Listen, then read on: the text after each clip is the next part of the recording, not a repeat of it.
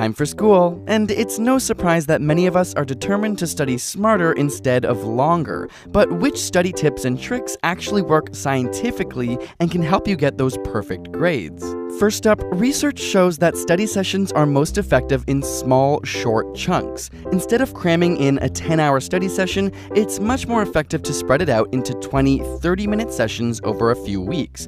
This is because your brain is better at encoding information into the synapses in short, repeated sessions as opposed to one large one. And this is why even learning different skills, whether it's swimming, tennis, or a singing lesson, often follows this same format. And while cramming and pulling all-nighters may be a ritual, it turns out that this is linked to the lowest grades. After prolonged nocturnal study sessions, reasoning and memory may be negatively affected for up to 4 whole days.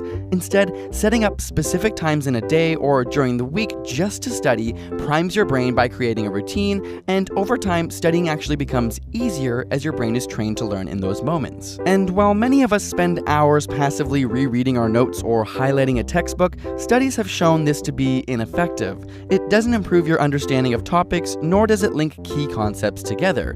It can even be detrimental as it draws your attention to less important information. Flashcards, on the other hand, are proven to be excellent memory reinforcement tools, whether during your scheduled study times or during off times like a bus ride home. It also helps to have a specific goal for each study session. Instead of aimlessly studying, pick one aspect you'll focus on, whether it's balancing chemical equations or learning how to conjugate French verbs. If you can't explain it simply, then you don't understand it well enough. In studies where individuals were asked to learn a passage, and then half were told that they would be tested on the material while the other half were told they would have to teach it to other students, participants expecting to teach it did much better at understanding the main points. When you're expecting to teach, your brain organizes the information in a more logical, coherent structure. Of course, practice, practice, practice. Not only do practice tests put your brain in the environment, but even if you make mistakes, they help identify gaps in your knowledge. Practice tests have also been shown to increase confidence, thereby leading to better performance. So, where should you be studying? Research shows that having a designated sacred spot for study that's well equipped with every tool you might need is best. Just like setting times, this primes your brain for studying. Have an awesome study playlist?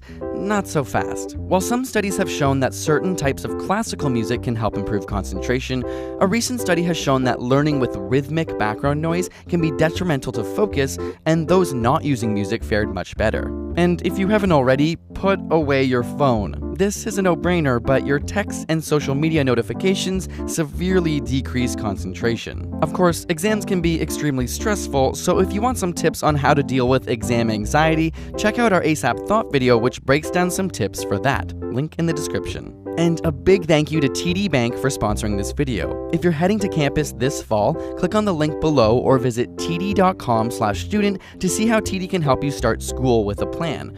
We know how tough it can be getting buried in books and bills, and TD has some great solutions for you. Be sure to check it out. And subscribe for more weekly science videos.